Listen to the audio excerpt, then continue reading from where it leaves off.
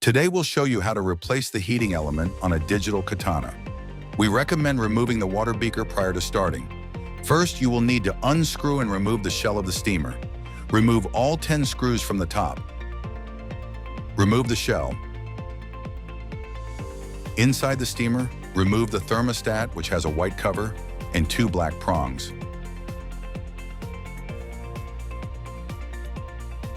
Now loosen the heating element with a one-way screw remover.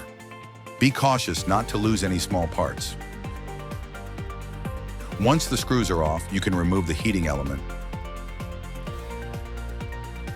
Grab your new heater and place it into the steamer by making sure the 3 forks make it up through the holes. Now screw in the bolts as shown.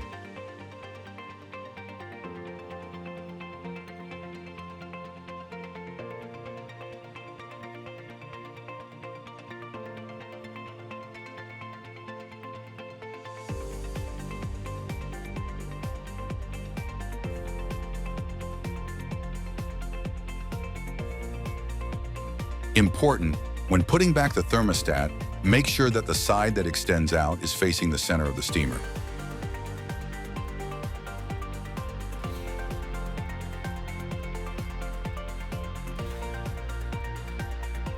Put back the water beaker and tighten it up. Put the shell back on with the screws, and the digital katana is ready.